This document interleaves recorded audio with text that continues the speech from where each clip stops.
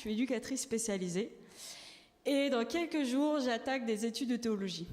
Alors pour moi, c'est un gros challenge.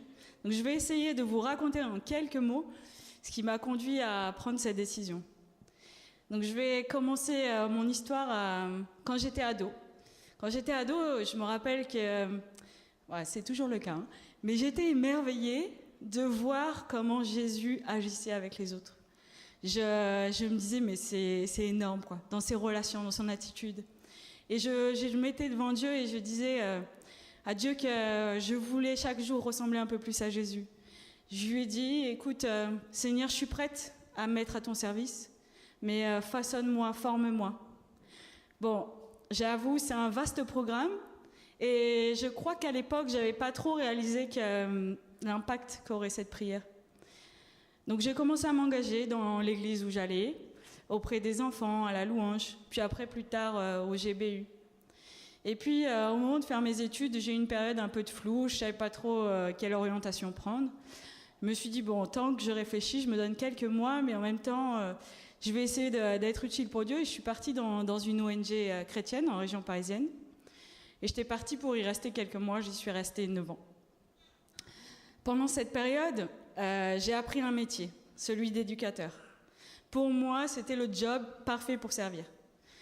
L'accueil du prochain, le regarder avec bienveillance, l'accompagner dans son parcours de vie, l'encourager à espérer en l'avenir. J'avais l'impression que c'était le métier qui me permettrait de suivre l'exemple de Jésus. Je pensais avoir trouvé la manière dont Dieu voulait m'utiliser dans le service. Et puis, il y a 4 ans, c'était l'approche de la trentaine, j'ai eu envie de changement. J'ai quitté la région parisienne, je suis revenue au pays, ici à Valence, et je suis arrivée dans cette église. Et quand je suis arrivée ici, je me suis sentie tout de suite à la maison. Quelques mois après, j'ai commencé quelque chose, un service qui a bouleversé ma vision. J'ai intégré l'équipe des 13+. Pendant 3 ans, j'ai pu être le témoin des bénédictions de Dieu pour nos jeunes. Marcher à côté d'eux, les voir changer, avancer, grandir, prendre position pour Dieu, s'engager avec lui, vouloir le servir. Bref, le laisser prendre la première place dans leur vie. Je vous raconte même pas le kiff que c'est. Et l'envie de vivre ce bonheur à temps complet est née à ce moment-là. Mais bon, j'ai aussi un cerveau et je commençais à cogiter. Et je me disais, mais ce désir de servir Dieu est tellement orgueilleux. Comment moi, une femme imparfaite, je pourrais être recrutée par Dieu pour le ministère. Et puis vient une nouvelle étape. On est au printemps 2017. Et là, une série d'événements s'enchaînent et cette fois, j'ai l'impression que Dieu m'appelle à aller plus loin. D'abord, il y a la consécration de Gemma. Son témoignage m'a bouleversée. Et il a fait écho à quelque chose en moi. Je suis une femme et je suis née dans un milieu de frères. Et l'idée de devenir pasteur n'avait jamais effleuré ma pensée, c'était impossible. Mais ce jour-là, ça percute. Même une femme peut recevoir des dons de Dieu et être bénie dans son ministère. C'était déjà énorme, je chialais et tout, bon, bref. Je sors dans la cour et là, je croise Gemma. Elle me dit une phrase, elle me prend comme ça. Anne, tu sais qu'il y a un appel sur ta vie. On a besoin de pasteur. Et puis elle s'en va. Voilà, je me suis trouvée un peu bête. Et toute la semaine, ça a continué. Au culte, c'était quel est le bâton qui dirige ta vie. Au groupe de maison, quelqu'un me dit tu as un don pour la prière. Au 24+, le thème de la semaine, c'était quel est ton appel. Ok, du coup, je commence à me poser des questions. Et je me dis, est-ce que j'ai bien compris?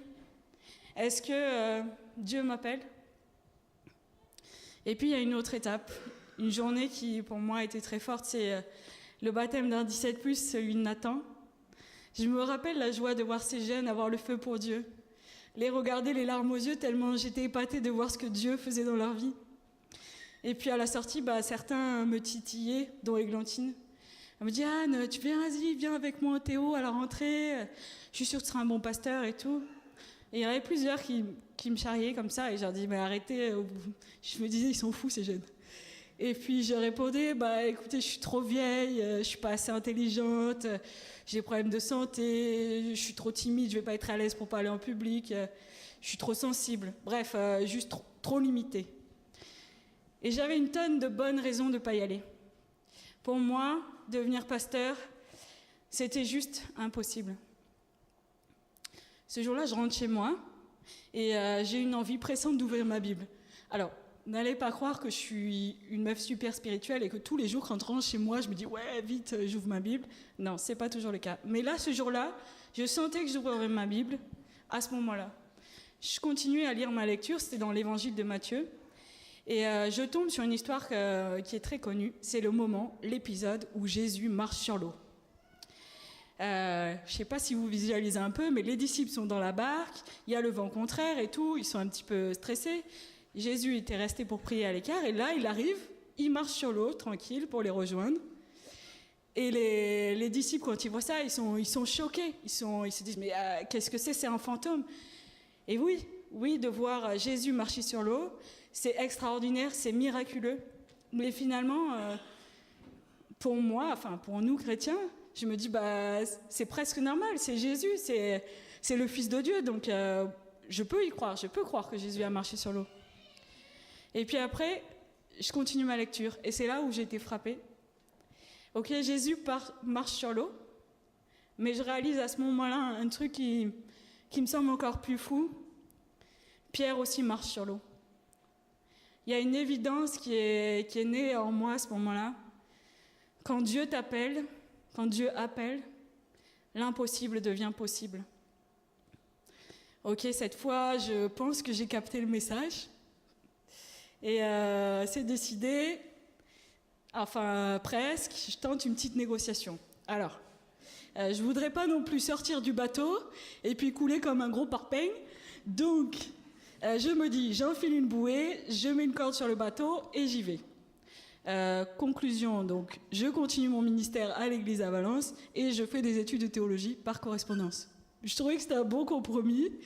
Je pouvais à la fois continuer le ministère que je voyais que Dieu bénissait, où j'étais en sécurité, où j'étais bien, et en même temps commencer à avancer dans la voie où Dieu m'appelait. Mais finalement, à un moment donné, j'ai réalisé que en fait, je continuais à envisager mon possible, en fait. Mon possible, à m'attacher à ma barque et aux copains dans la barque.